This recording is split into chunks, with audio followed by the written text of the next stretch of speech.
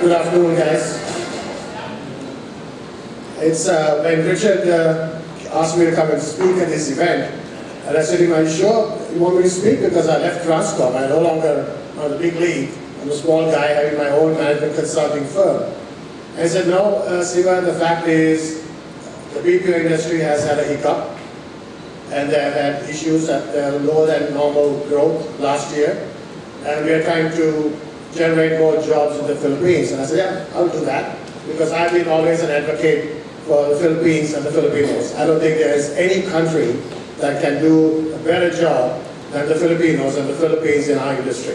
And I believe in that. I'm very passionate about it, and I will be in the front of the line anytime that anybody wants to argue with me and debate with me about Filipinos or the Philippines. I'll be at the forefront always." So let me just start off by just giving you, I've been in sales and marketing, so it'll be remiss if I don't talk about my own organization for one slide, if you could just indulge with me for 1 minute. So I finished with Transcom, as Richard said, after 9 years, grew the business from 1,400 to 40,000. We were the first, one of the largest operators that went into Bacolod when everybody said, "Don't go to Bacolod." We then went into Iloilo when everybody said, "Don't go to Iloilo," and eventually we became the largest employer of Ilonggos, almost 5,000 employees. As Attorney Joseph Bataba, who's been a good friend of ours, always, and local mayors, as the distinguished mayors talked about, always rolled out the red carpets. We've been always based in Ortigas and Pasig area. For the 9 years I was there, I was not able to meet the mayor of Pasig or Mandaluyong anytime for the 9 years. When I went to Bacolod and Iloilo, there's always welcome. In fact, they even came to the client meetings, etc. So in terms of my organization, I've been a consultant before with Deloitte Consulting. I was a director for Deloitte Consulting. And since I left, I felt it was important that for the last 9 years I had benefited in the Philippines, and I should give back to the Philippines what I had gained in terms of my professional career and also the growth opportunities. So although I'm an Australian citizen and my wife is Filipino and we're planning to go back to Australia, I decided to stay here and continue to promote the Philippines and the Filipinos.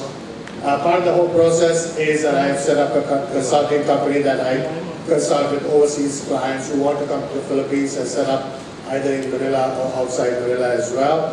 And I've been in the industry for 35 years. I started when I was 15 years old. 35 years in the industry business, and I want to just take to them the been there, done that experience. So that's my marketing slide. If I go to the next slide, I just want to say out front, because I'm very passionate about Philippines and the Filipinos, my thought process about the BPO industry and the growth is quite controversial and opposite to what Richard and them believe. I'm of the opinion that this industry is going to grow. Yes, some BPOs will have some downsizing and some BPOs will launch. I know that in the recent times, a lot of new players have gone into Iloilo and Bacolod, and Iloilo seems to be the flavor of the month, but as some of the distinguished mayors talked about, there's a lot of opportunities close by to Manila in provincial rates that we should also look at, Batangas and Bataan and all those places. So there's a lot more opportunities. So from my perspective, the bright future is ahead for the Philippine industry. Still the number one in the world for our industry, and there's nobody's going to even, there's daylight, as we say, between Philippines and the second able country that can scale to the scale of Philippines, as well as able to provide high literacy rates, the number of graduates that come out of 1.4 million graduates out of the Philippines. There's no country. We, as my previous employer, we looked for the second Philippines all over Asia, and we were not able to find the second Philippines. So there is a lot of opportunities for the Philippines. As we move to the next slide, okay, in terms of attractive investments and locations, the infrastructure, and Victor talked about the PLDT infrastructure. Many years ago when I started the BPO industry, we didn't have infrastructure in Palawan, and now you look to see Heidi. Incidentally, Heidi and I have been good friends. You don't call Heidi during the daytime because she's in El Nido or some other beach in Palawan. You have to all call her at night time. Heidi is a good friend from Cycle, and so see, Palawan never had power. They'll say there's been no joke in Palawan. In Puerto Princesa especially, there's no electricity outside the Puerto Princesa downtown area. So people used to eat at 5 p.m. and go to bed at 7 p.m. And like most Filipinos, they'll be making all night. So we have a population problem in Palawan. So Heidi won't have any problems with Palawan. I think a year ago, or last year ago, 2 years ago, Bohol was in the outskirts where they didn't have infrastructure. Now PLDT has put some infrastructure in Bohol, and that'll be the next phase because a lot of the folks from Bohol went into Bacolod or Iloilo for jobs or even to Cebu. But now they can actually get jobs in Bohol as well, so the infrastructure is definitely there. And the countryside Filipino talents, again, I'm not putting down Metro Manila, or whenever we used to hire people and we had an English test for our new candidates, if I had 100 candidates, only about 65–70% would pass the English exam in Metro Manila.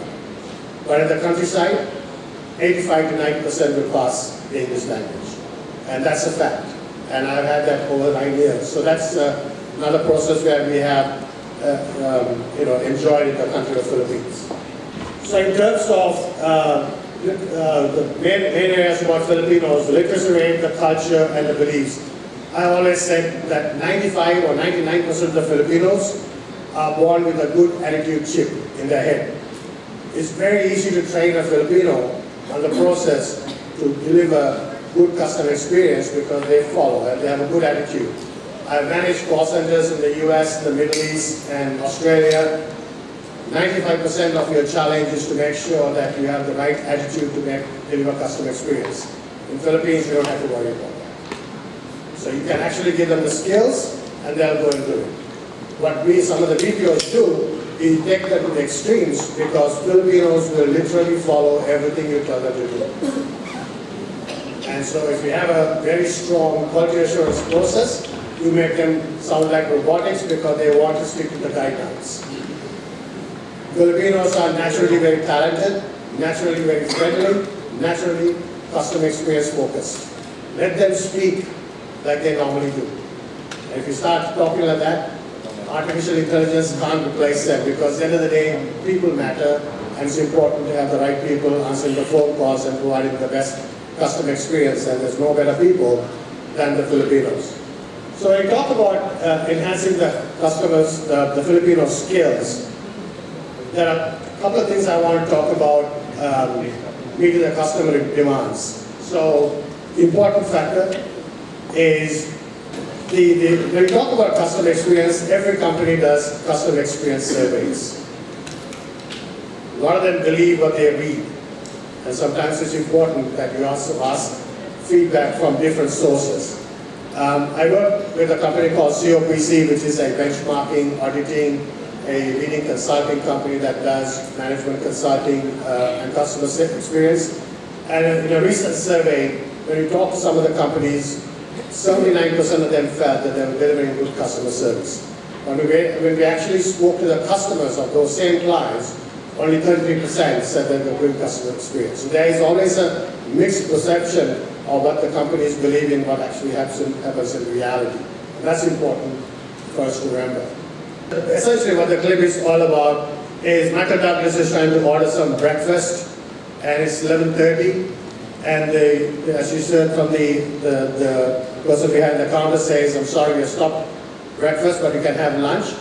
And Michael Douglas insists saying, no, I want to have breakfast, I need this breakfast. And he looks at the watch, and he calls the manager, and the manager says, sorry, that's not our policy. We stopped breakfast at 11:30, you can't have breakfast anymore. Michael Douglas looks at his watch, it's 11:36. Seriously. That is where the difference today is in terms of customer experience versus what the customer expectations are. So essentially what happens is that if we have to allow the employees of call centers to be flexible and understand and treat every customer like the way they like to be treated. You can't, I can tell you that, I recently, I don't use credit cards much, but when I do unusually use the card, I get a call from the local bank saying, I'm seeing an unusual spending, we suspect it's fraud, but we want to block your card. But if you want us to unblock, please reply to this email. So I usually, faithfully, I reply to the email, but the email bounces saying you can't contact the anti-fraud system. You have to call the call center. When I call the call center, I tell them my grandmother's name, when she was married, before our marriage, after she was married, my date of birth, my grandchildren's name, everybody's name. Before I can get through to just say, please unblock my card. If you have a process, then allow me to talk to those guys. Similarly, listening skills, and I tell you that this particular joke that you'll remember, even if you don't remember my presentation. When I came to the Philippines for the first time, I tried to order pizza. I'm a junkie like the Filipinos, so all you guys love the junks, the KFCs and pizzas. I love the KFC as well and pizza. So I called Pizza Hut to call and order pizza. And they said, sure sir, what's your name? And I said, Siva. And he says, what's your last name? I said, don't worry, it's too long. Siva is fine. So now if I call Pizza Hut, my name is registered as hello Siva, too long. So I don't even bother to correct them, but they think I'm a Filipino, and they start talking to me in Tagalog. I say, oh, hold on, I'm the foreigner. So we have a last name called too long.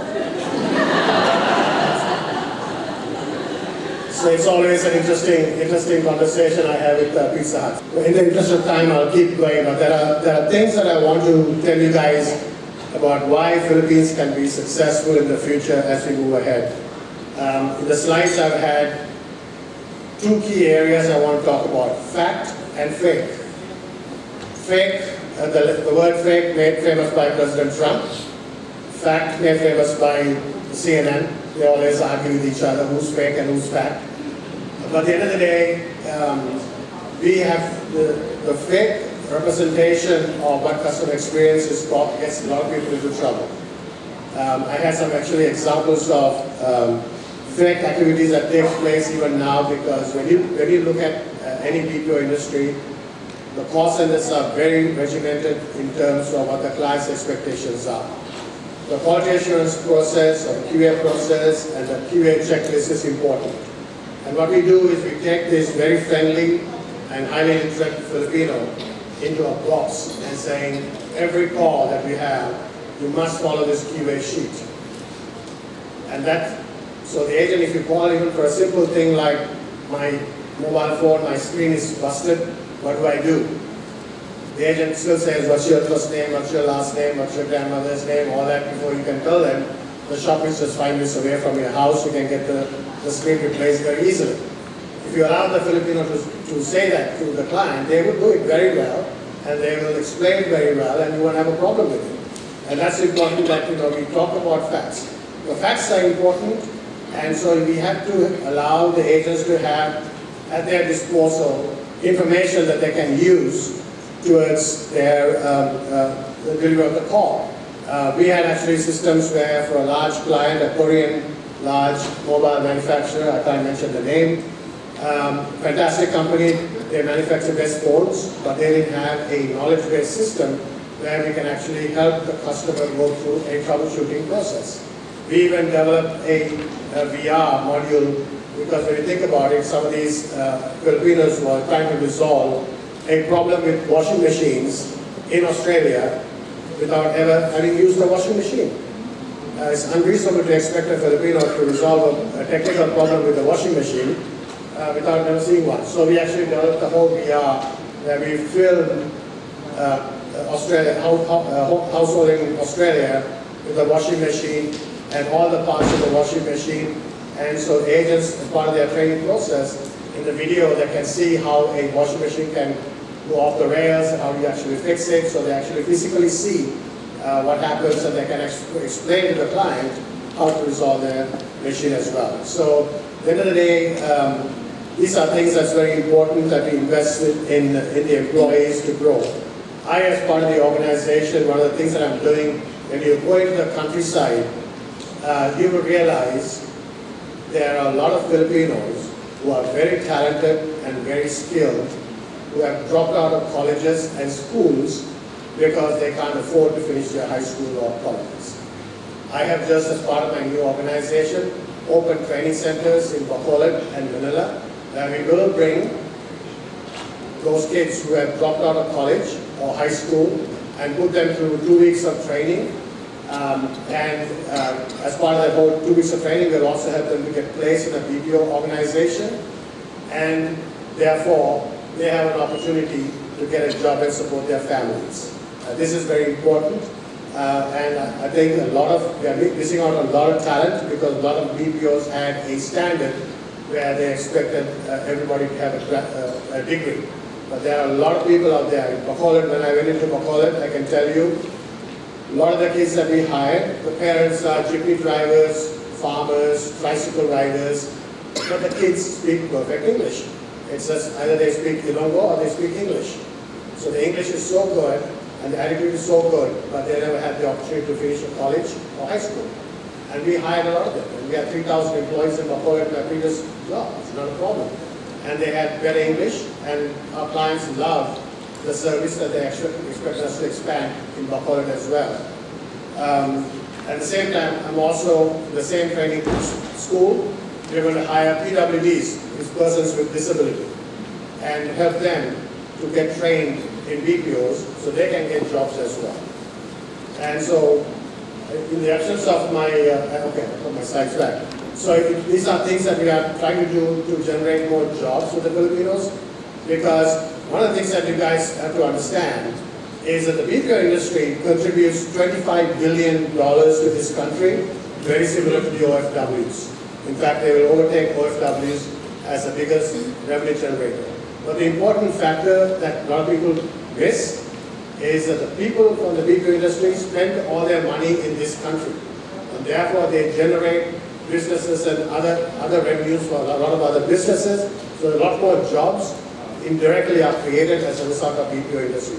As opposed to OFWs, they send probably 40% of their earnings here, but the rest of the money is spent overseas.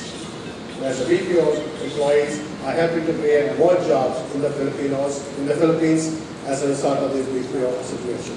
I talked about listen and silent. If you have ever noticed, listen and silent has the same alphabets, but they mean distinctly very different things. Listening is very, very important. Like I said, I gave you the example of the Pizza Hut where people don't listen very carefully as something that is a challenge in the Philippines, an opportunity to improve. Is a lot of Filipinos don't listen to what you actually say because they're thinking about the answer or the next thing they're going to tell you, and so they don't capture what the customer is saying in the first instance. So a lot of times you have to repeat yourself many times until they get the information right. That's an opportunity that can be easily fixed if people start listening more and allow the locals to talk freely. The silent part is something that I'm very passionate about, and that's why I think the BPO industry is going to continue to grow. In the early days, Senator Mar Rojas was considered the father of the BPO industry. At that time, the president was President Arroyo. President Arroyo and Senator Mar Rojas, used to go on trade delegations with the Process Association of Philippines and the Backend Processing Association of Philippines to the US, Europe, everywhere, promoting the Philippines. We don't have that anymore. We don't have those activities anymore. Philippines remains one of the best kept secrets. It's like the beaches. Philippines beaches are as good as Phuket or Bali or anywhere, but nobody knows much about it. Palawan or El Nido is one of the top 5 beaches in the world, but not many people know about it. Philippines BPO industry, the Filipino talent, the Filipinos are the best kept secret. I think the more trade delegations that we do and more overseas trips to promote the Philippines is crucial to continue to grow. Philippines is going to grow, the BPO industry is going to grow. I don't believe they had a hiccup last year. I still believe it is the #1 country and it will be the #1 country. If you look at all the reports from World Bank and all other industries and other organizations, the #1 country they're telling in Asia Pacific to invest is Philippines. Philippines GDP is growing at 6%, better than any Asian country, Asia Pacific.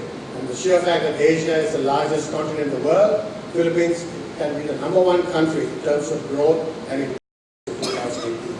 So Philippines is primed very well. I'm a firm believer of the Filipinos and the Philippines, and I'm happy to come and speak next year, Richard, and tell you I told you so, because Philippines will do better than anybody else in this country. Thank you guys.